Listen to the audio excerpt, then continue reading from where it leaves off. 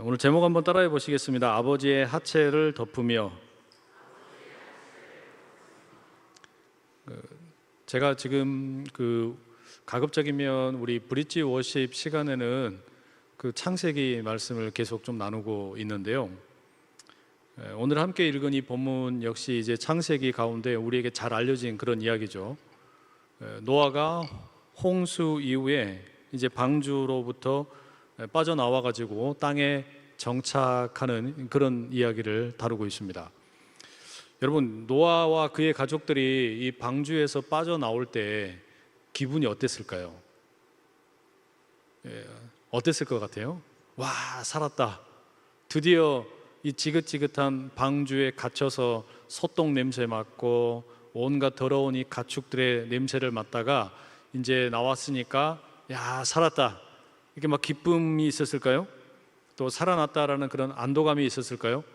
뭐 그런 마음도 없지 않아 있었겠지만 한편으로는 우리만 살아남았다, 그런 아주 무거운 책임감도 있었을 것 같아요. 다 죽었잖아요. 사람들도 다 죽었고 그 모든 동물들도 다 죽었는데 우리들만 살아남았다. 그러니까 어떻겠습니까? 거기에 대한 막중한 이 책임감이 있을 겁니다.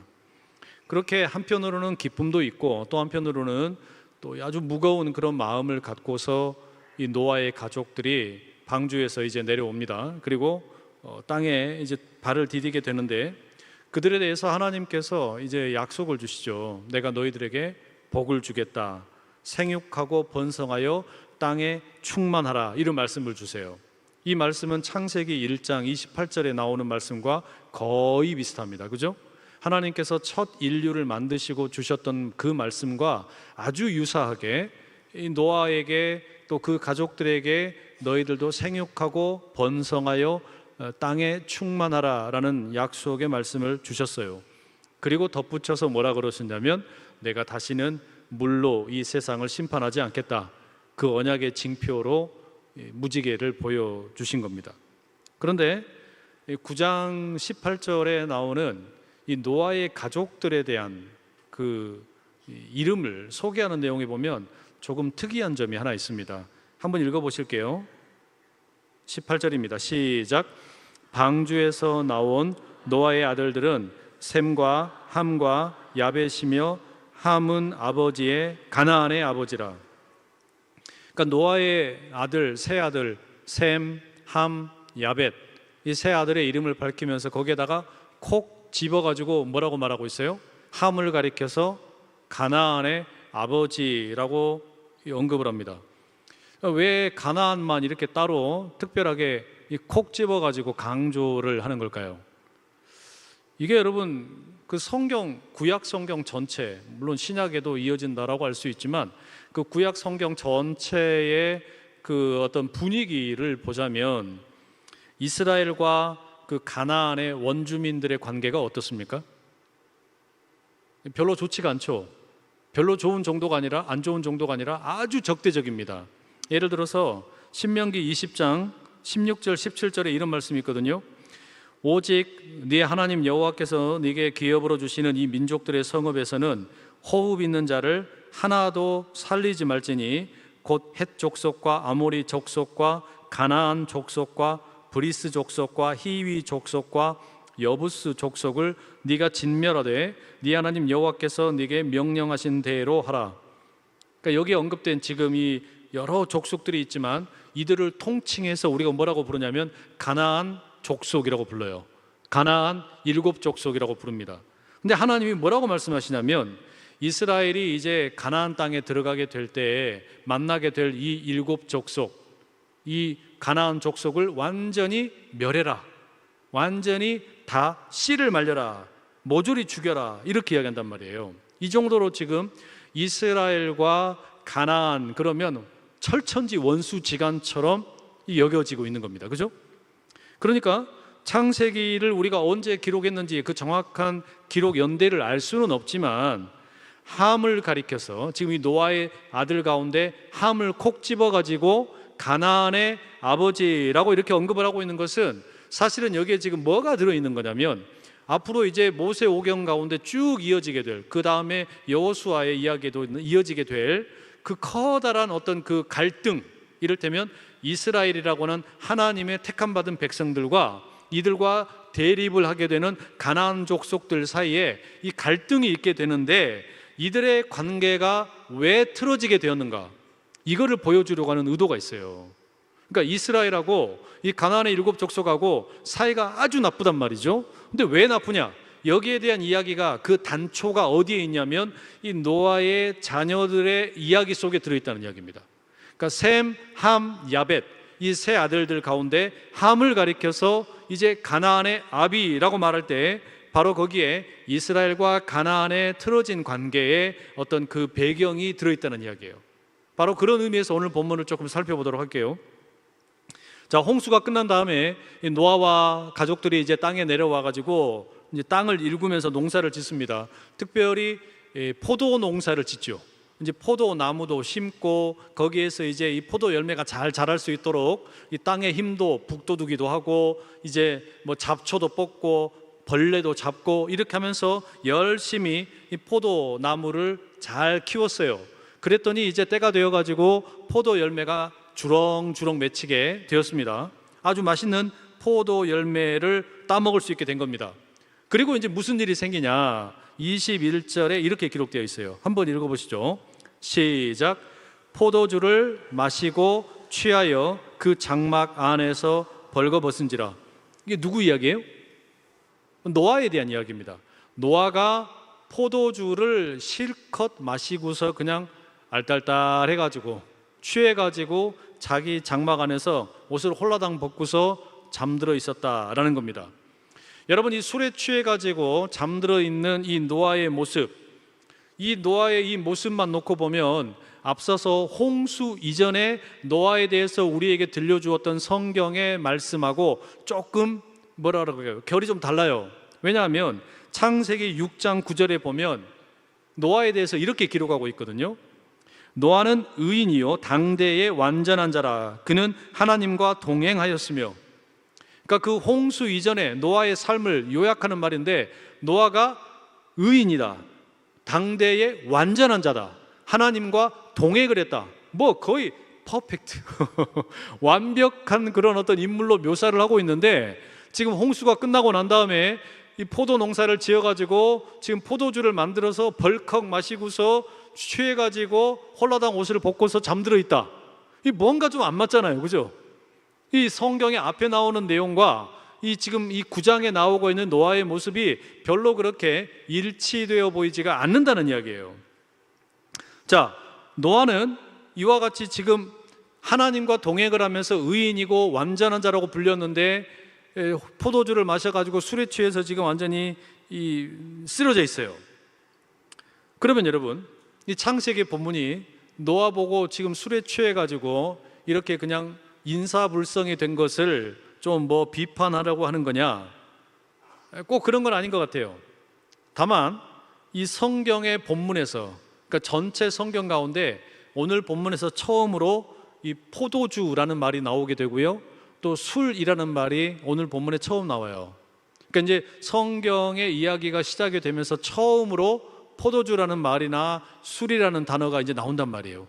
성경의 가르침에 보게 되면 뭐 이제 신약 성경에도 술에 대해서 경고하는 그런 메시지들이 많이 나오잖아요. 자, 그런데 술을 만들어 가지고 술에 취했으니까 이거를 지금 나쁜 일이다, 이거를 비난하려고 하는 그런 의도는 아닌 것 같아요. 언제부터 사람들이 술을 만들어 마셨는지는 모르겠어요.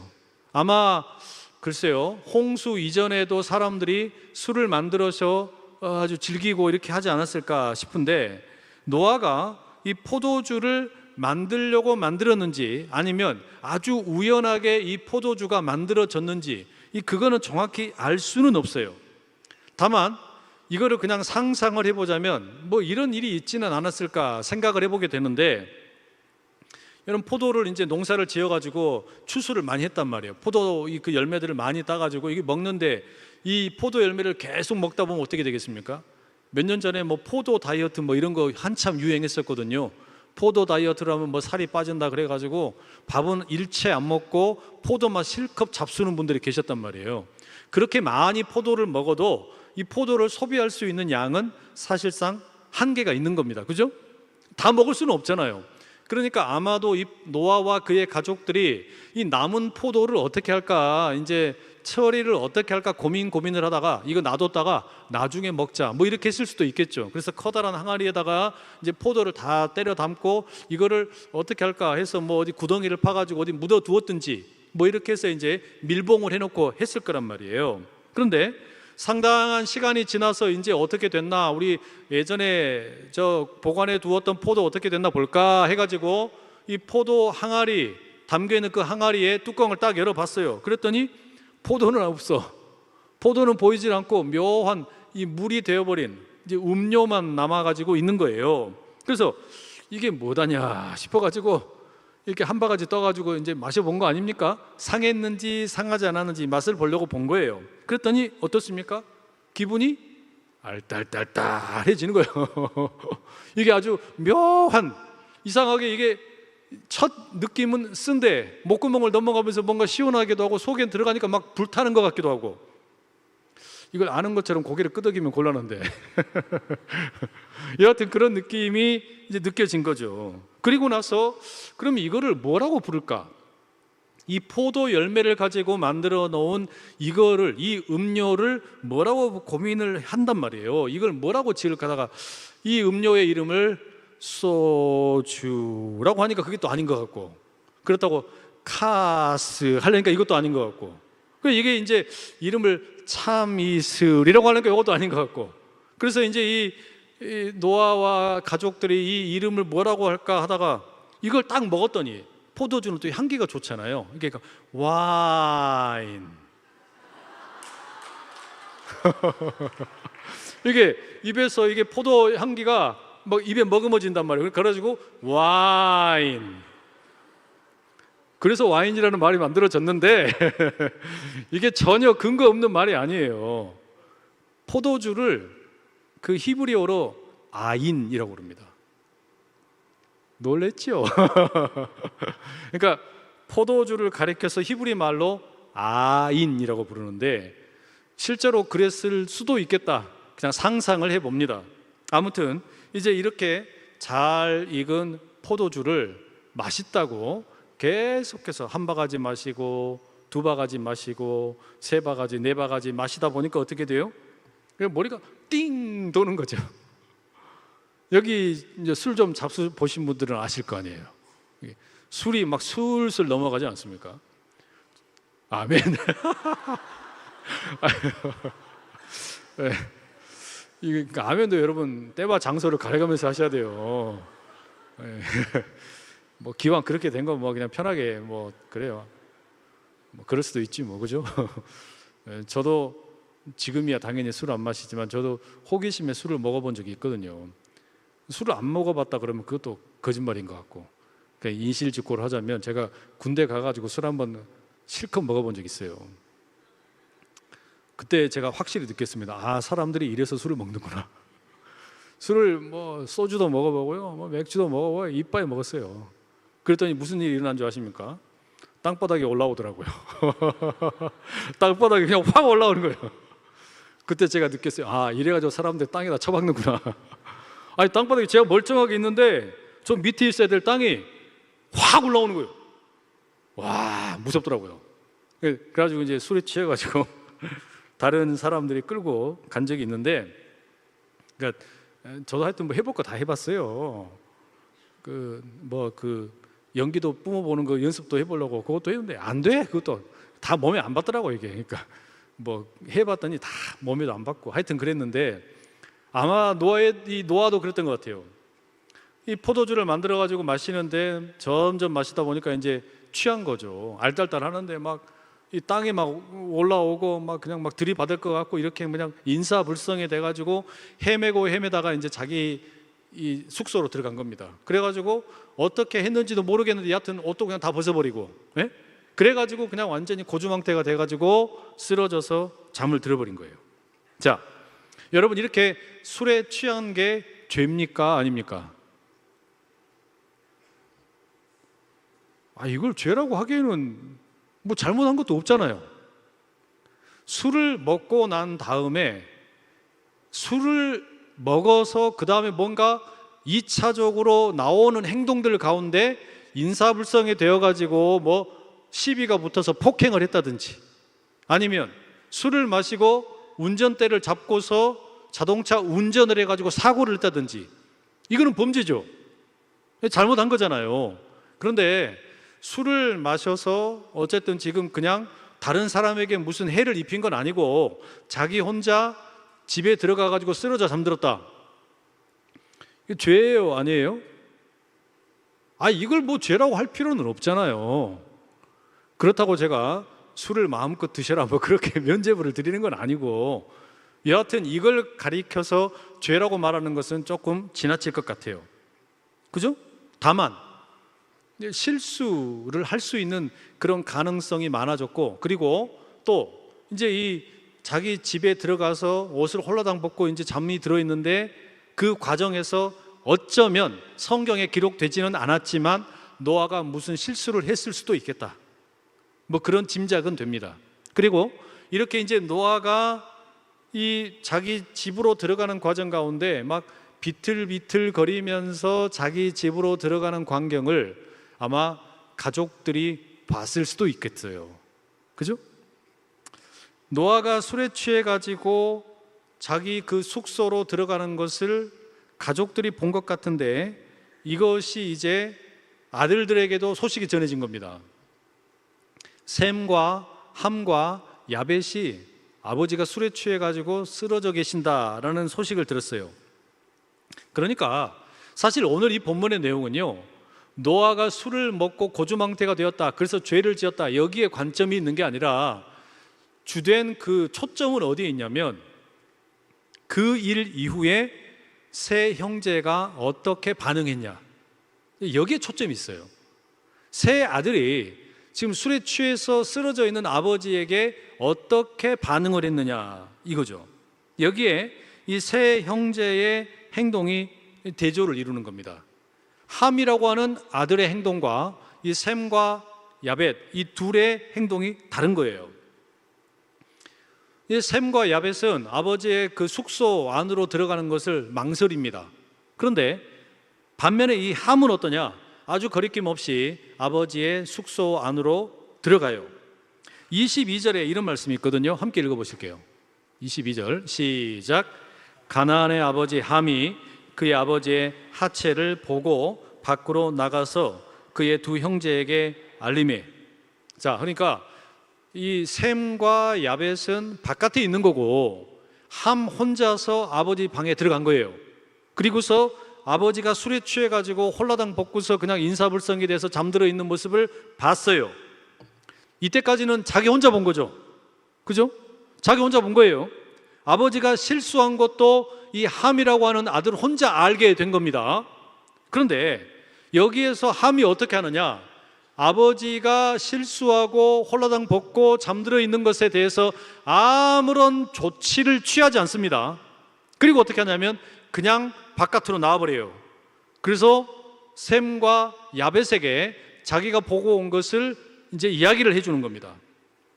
자, 그럼 셈과 야벳은 어떻게 하냐? 그 함이 들려준 이야기를 듣고서 23절에 이렇게 반응을 해요. 읽어볼게요. 23절 시작.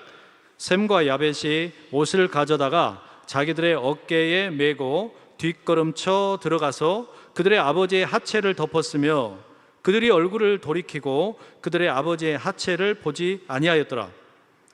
이 옷을 어깨에 걸쳐 메고서 뒷걸음질로 들어갑니다. 아주 조심스럽게.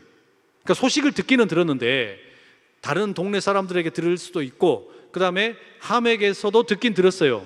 그런데 이제 이 아버지의 방 안으로 들어갈 때 아주 조심스럽게 뒷걸음질을 해서 이 옷을 들고 갔단 말이에요. 그리고 아버지의 하체를 가려줍니다.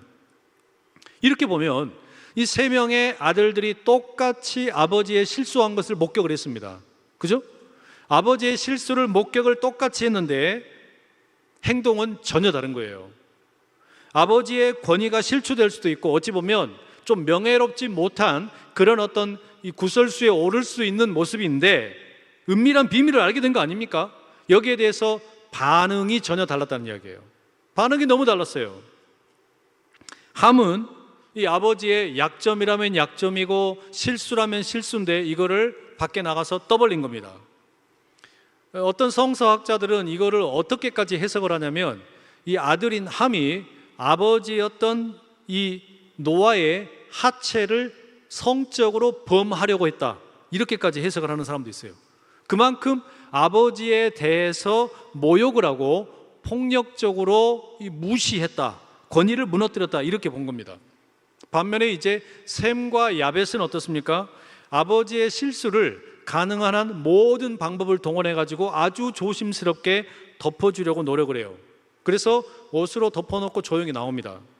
그러니까 오늘 본문은 노아의 실수에 초점이 맞춰져 있다기보다 이 세 형제, 그러니까 이 함과 셈, 야벳, 이 두 형제 사이에 어떻게 대처하는 방법이 달랐냐, 이걸 대조시키는 거예요. 근데 이거는 그냥 봐도 함의 태도에 문제가 있어요.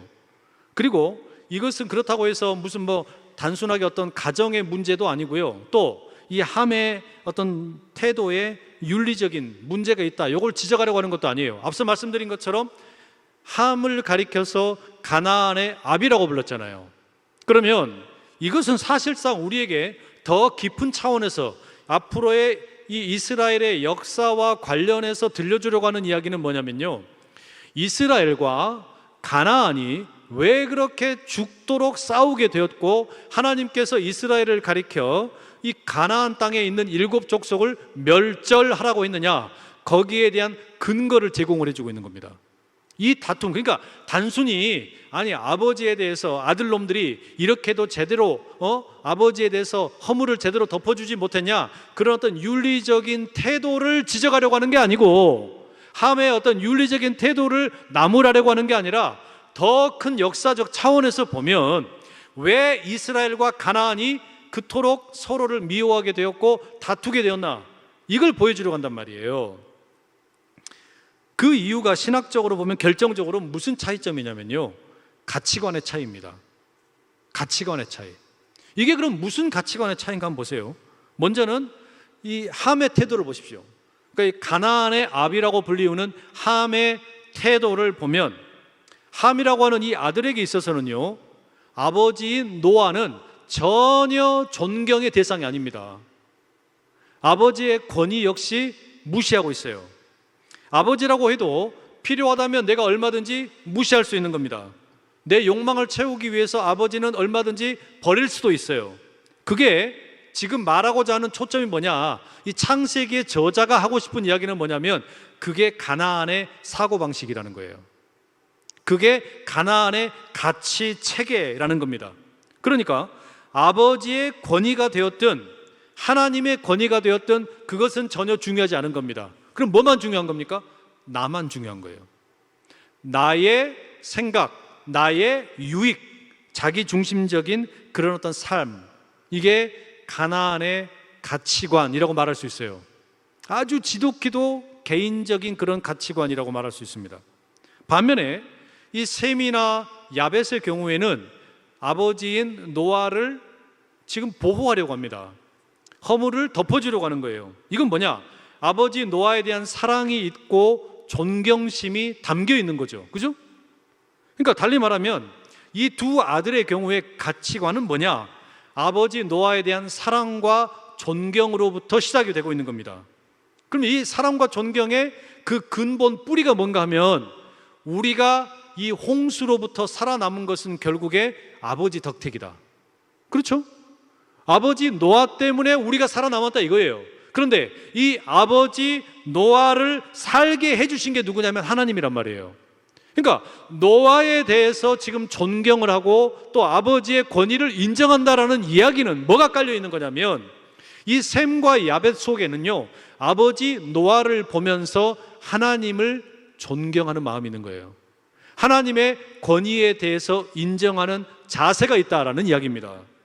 나아가서 바로 그런 점에서 보면 이 셈과 야벳은요, 노아 아버지를 일종의 하나님의 대리자로 생각을 한 겁니다. 우리 아버지, 이 육신의 아버지는 하나님의 대리자로서 존중을 하는 거예요. 그래서 셈과 야벳은 이 아버지 노아를 보면서 누구를 보는 거냐면 하나님을 보는 거예요. 아버지의 그 존재 자체가 하나님의 존재의 근거가 되는 겁니다. 보이지 아니하시지만 아버지가 곧 하나님의 존재를 보여주는 존재가 된다는 이야기예요. 그래서 이 셈과 야벳이 가지고 있는 가치관은 뭐냐? 사람은 사람답게 살아야 되는데, 사람답게 산다라고 하는 것은 내 개인적인, 지극히 이기적인 내 욕심을 채우며 내 뜻대로 사는 것이 아니라 하나님에게 의존하여 살아야 된다. 이 가치관이 셈과 야벳에게 있었던 거예요. 그러니까 이 두 아들에게는 하나님에게 의존하고자 하는 가치관이 아주 강하게 있었다는 말이죠. 결국에 이스라엘과 가나안의 이 갈등이라고 하는 것은 뭐냐면, 하나님을 의지하며 살 거냐 아니면 자기 중심적으로 살 거냐, 이 가치관의 싸움입니다. 그러니까 우리가 여러분, 하나님께서 이스라엘 민족에게 가나안 땅에 들어가서 7 족속을 다 멸절하라는 이야기는 이걸 무슨 인종 청소를 하라는 그런 어떤 끔찍한 그런 범죄를 하라는 게 아니고, 그 속에 담겨 있는 신학적인 의미가 뭐냐, 이걸 생각을 해야 되는데 왜 그들을 그렇게 없애라고 하겠어요? 다른 이유가 아닙니다. 너희들의 인생의 가치관이 뭐냐 이거예요. 너희들의 인생은 처음부터 끝까지 나 하나님 손에 달려 있는 거다. 그러니까 하나님을 인정하고 하나님을 의지하는 인생을 살기 원한다면 자기 중심적인 삶을 살도록 자꾸 꼬드기는 가나안을 멸절하라는 거예요. 그게 하나님께서 이 이스라엘 민족에게 훗날에 주신 말씀이었습니다.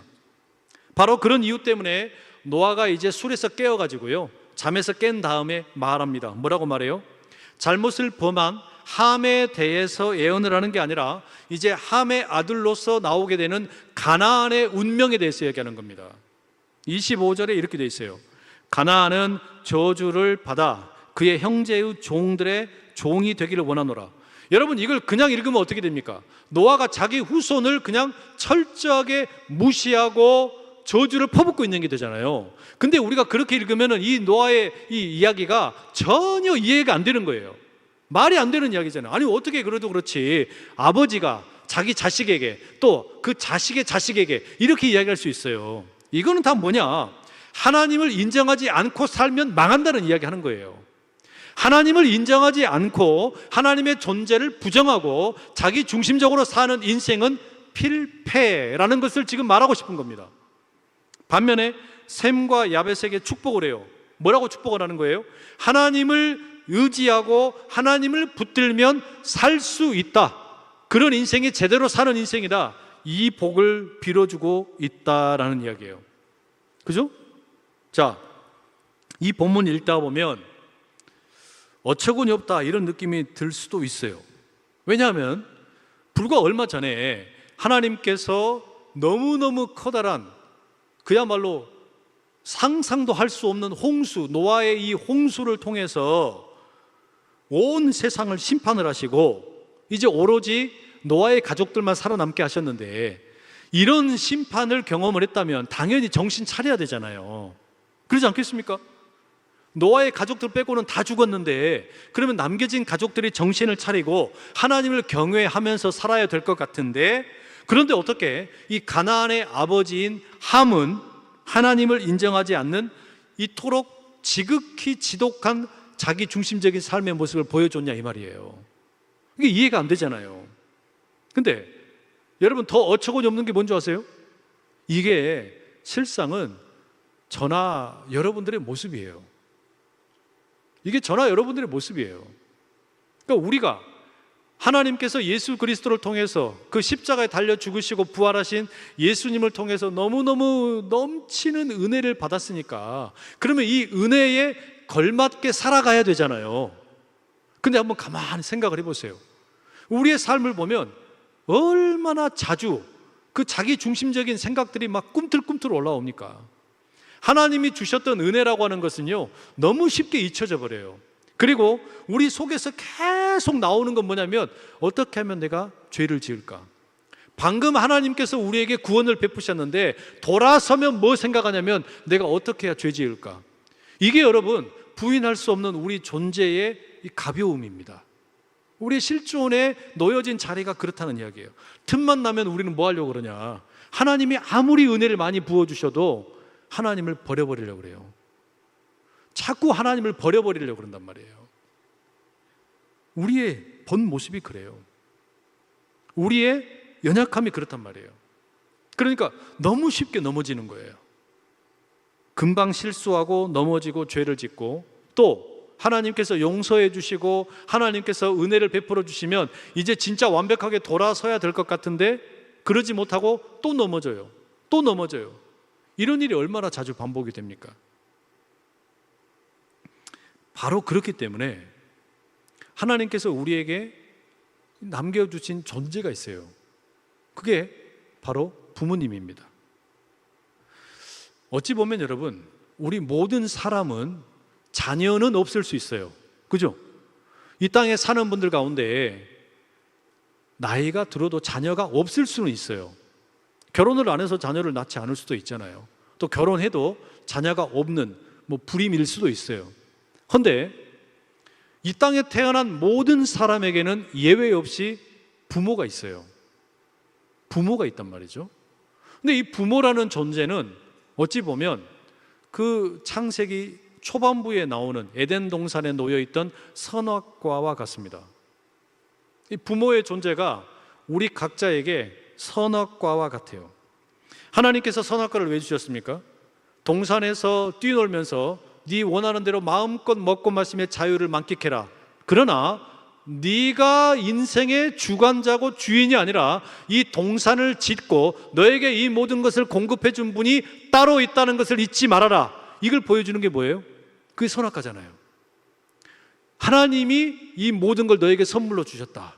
이걸 잊지 말라고 보여주는 게 선악과인데, 부모님이 뭐냐면요, 부모님이라고 하는 존재가 사실은 우리에게 선악과와 같은 존재예요. 말하자면 이 땅에 내가 그냥 내 마음대로 태어나서 내 마음대로 살아가는 게 아니라 부모님이 계셨다.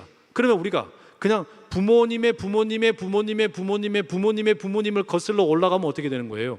그 근원에 가장 태고적 근원으로 올라가게 되면 진화론적인 사고방식으로 그냥 빅뱅이 일어나가지고 갑자기 무슨 어떤 단세포가 생겨나고 그 단세포가 세포 분열을 해가지고 갑자기 어떤 지적인 생물이 만들어지고 이렇게 되는 게 아니고, 하나님께서 우리의 창조의 근원이 되신다. 우리의 존재의 근원이 되신다. 이걸 보여주는 거잖아요. 부모의 존재가 그렇다는 이야기예요. 노아의 아들들 보세요. 노아의 이 셈과 함과 야벳이 자기들이 잘나가지고 구원받았습니까? 아니죠. 자기들이 뭘 해가지고 지금 이 노아의 홍수라고 하는 대심판으로부터 구원받은 거냐고요? 아니에요. 전혀 아닙니다. 전적으로 이 노아의 아들들이 구원받은 것은 하나님의 은혜 때문입니다. 그런데 하나님께서 주신 이 생명, 그러니까 살려주신 이 생명이라는 게 어떻게 노아의 아들들에게 전달이 되었냐 이거예요. 그건 아버지 때문이에요. 아버지였던 노아 때문이었어요. 그러니까 노아를 통해서 노아의 아들들에게는 하나님으로부터 심판이 아니라 은혜가 주어진 겁니다. 그죠? 우리도 마찬가지예요. 우리가 뭔가 잘해가지고 이 땅에 생명을 갖고 태어난 게 아니죠. 우리는 부모님 때문에 태어나게 되었습니다. 생명을 얻게 된 거예요. 그렇게 보면 부모라고 하는 존재는 어린 시절에는 거의 절대자이잖아요. 그리고 하나님의 대리자가 됩니다. 하나님께서 이 세상을 다스리고 계신다, 이걸 보여주는 선악과가 되고 하나님의 권세, 하나님의 존재를 말하자면 생각나게 만드는 그런 상징이 되는 겁니다. 이것을 그 심리학자였던 프로이트는 그래서 뭐라 그러냐면 그 아버지의 그 어떤 그 존재가 곧 자신의 신관을 결정한다 그랬어요. 내가 가지고 있는 그러니까 처음 만나는 권위자인 아버지의 이미지, 아버지에 대한 어떤 이미지라고 하는 것이 내가 갖고 있는 신관, 하나님에 대한 이미지를 결정한다는 거예요. 그러니까 여기에는 사실은 아버지에 대해서 무한한 어떤 그 가능성이 담겨 있죠. 좋은 아버지이면은 나에게 하나님은 좋은 하나님이 되는 거고요. 좋은 아버지가 아니라 뭔가 좀 난폭한 아버지였다면 그것은 내게 난폭한 하나님, 난폭한 신관을 심어주기 쉽다는 이야기예요. 여하튼 그런데 지금 이 본문에서 나오는 이야기는 뭡니까? 부모의 존재가 선악과와 같은 거예요. 하나님의 존재를 떠올리게 만드는 겁니다. 바로 그런 이유 때문인지 모르지만 이어지는 출애굽기에 넘어가서 보면 이제 이 광야에서 이스라엘 백성들이 모세를 통해서 십계명을 받게 되잖아요. 그 십계명의 내용 가운데 사람과 사람 사이에 지켜야 할 첫 번째 계명이 뭐예요? 다섯 번째 계명이 제일 먼저 나오는 게 네 부모를 공경하라예요. 부모를 공경하라. 근데 이 부모를 공경하라는 말 속에 담겨 있는 뜻은 단지 효도하라는 뜻이 아니에요.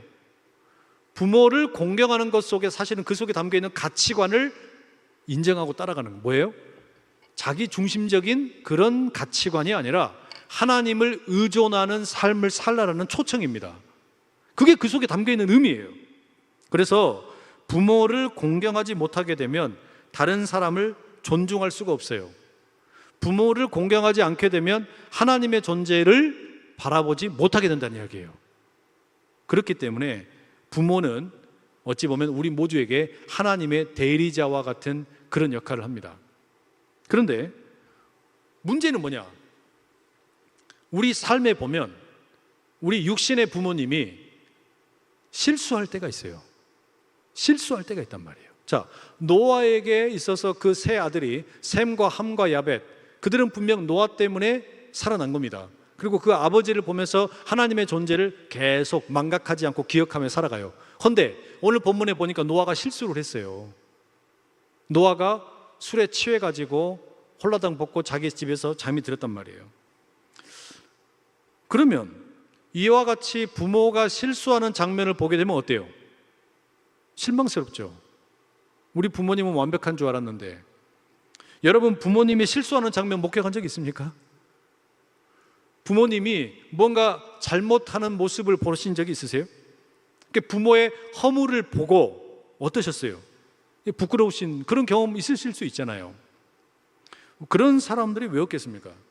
제 어릴 적에 기억 하나 생각나는 게, 저희 그 부모님이 그 돈을 세실 때 보니까, 돈도 없는데 돈 셀 때 보면은 얼마나 화려하게 세시는지 몰라요. 꼭 침을 뱉어.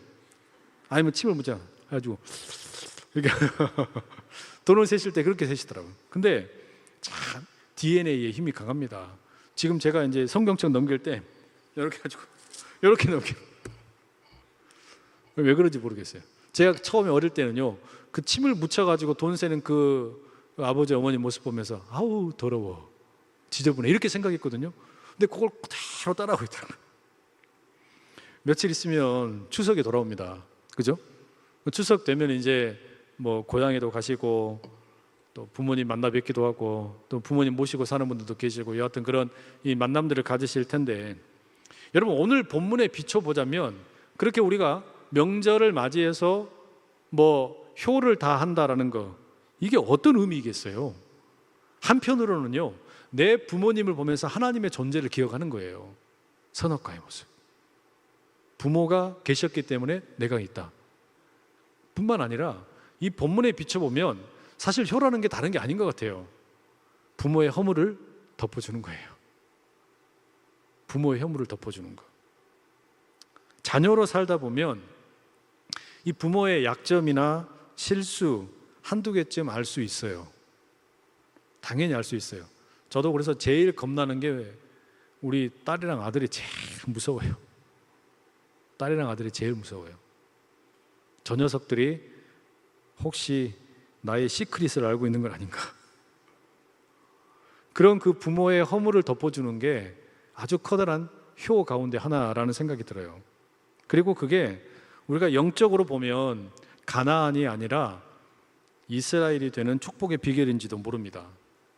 아버지의 하체를 덮어주는 거, 어머니의 허물을 덮어주는 거, 바로 그런 공경의 모습이 우리 하나님이 기뻐하시는 그런 모습일 수도 있어요. 아마 이 말씀이 어떤 분들에게 되게 가슴 아프실 수도 있어요. 왜냐하면 내 평생 살면서 내 아버지랑 어머니가 나한테 해준 것은 없고 맨날 나를 힘들게만 하고 허물이 너무 많아서 내가 그걸 다른 사람들에게 그냥 들킬까 봐 늘 그냥 덮어주는 일만 계속하면서 그렇게 살아오신 분들이 있을 수 있거든요. 어디에도 내가 누구 아들입니다, 내가 누구 딸입니다 말하기가 부끄러워서 힘들었던 그런 분들 계실 수도 있어요. 그 마음 하나님이 아세요. 그 마음을 하나님이 아셔요. 그리고 그렇게 하려고 애를 썼던 몸부림도 우리 하나님이 아세요. 특히 오늘 본문에 보면 이 삼과 야벳이 보여준 모습을 가만히 보면 그 옷을 어깨에다 짊어지고서요, 아버지 하체를 보지 않고 뒤로 뒷걸음질을 해가지고 가가지고 덮어주지 않습니까? 여러분, 그러면 이 옷이라는 게 지금 어떤 그 지칭이 되어 있지는 않지만 우리가 어떻게 부모의 허물을 덮어줍니까? 내 좋은 성품으로 덮어주는 걸까요? 아니면 내 어떤 능력으로 덮어주는 겁니까? 그런 것 같지가 않아요. 우리의 어떤 성품이나 능력으로는요, 부모의 허물이나 또는 부모의 약점, 실수 이런 걸 가릴 만한 능력이 전혀 없어요. 우리에게서는 불평이 나오지. 내가 부모를 잘못 만나가지고 이렇게 됐다고. 책임지지 못할 거면 낳지나 말지. 왜 이 땅에 나를 태어나게 해가지고 나를 이렇게 곤경에 빠뜨리게 만들고 나를 이렇게 어렵게 만들었냐고. 그런 날선 비판이 나오기가 쉬워요. 그런데 지금 이 셈과 야벳이 옷을 가지고서 덮어준다라고 할 때 우리에게는 이 부모의 약점을 덮어줄 만한 그런 좋은 능력의 옷이 전혀 없다는 말이에요. 그런데 하나님께서 우리에게 주신 옷이 있잖아요. 아담과 하와가 죄를 지었음에도 불구하고 하나님께서는 에덴 동산에서 그들을 내쫓으시면서 가죽 옷을 지어서 주셨어요. 뿐만 아니라 바울이 갈라디아서 3장 27절에 이렇게 이야기합니다. 누구든지 그리스도와 합하기 위하여 세례를 받은 자는 그리스도로 옷 입었느니라. 그러니까 세례를 받은 우리 모두를 가리켜서 예수 그리스도라는 옷을 입은 존재라고 이야기를 해요.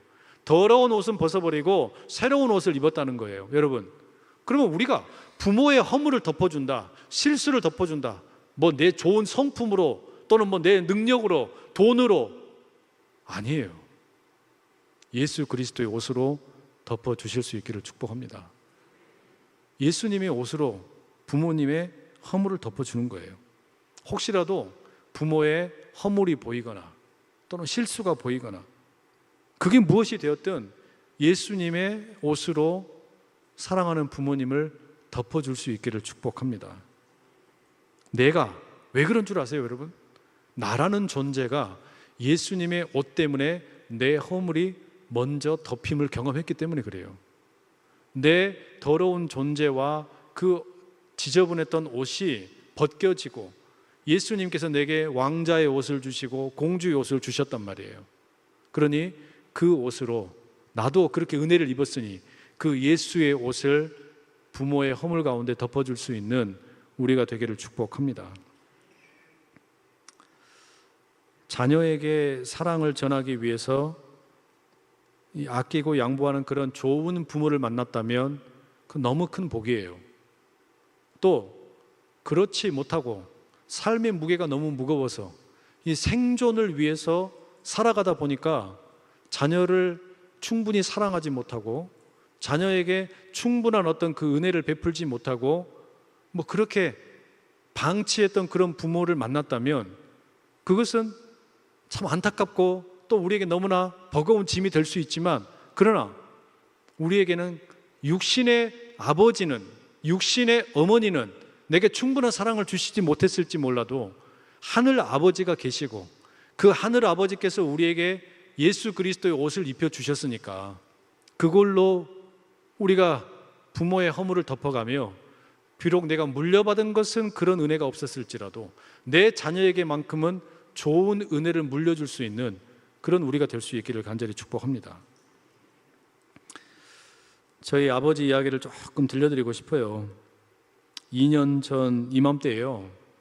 이번 주가 사실 그래서 저도 별로 그렇게 기분이 썩 좋지는 않습니다. 제가 이제 미국에 이때 요 당시에 2년 전에 미국에 있었거든요.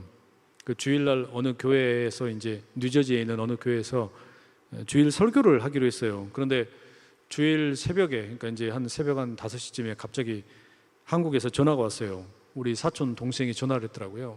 그래서 뭐라 그러냐면 제 동생이 죽었다 전화가 왔어요. 코로나 후유증 때문에 조금 힘들어 했었는데 죽었대요. 그러니까 일정을 급하게 변경을 해가지고 이제 주일날 도대체 설교를 어떻게 했는지도 모르고, 여하튼 그 교회에는 아무런 이야기를 하지 않고 그냥 설교 다 끝내고 비행기 일정을 바꿔가지고 월요일 날 바로 이제 귀국을 했습니다. 고향으로 내려갔어요. 동생 그 장례 예식이 하나도 없었어요. 장례식을 뭐 빈소를 만든다든지 무슨 뭐 이렇게 사진 영정을 준비해 놓는다든지 그런 게 전혀 없었어요.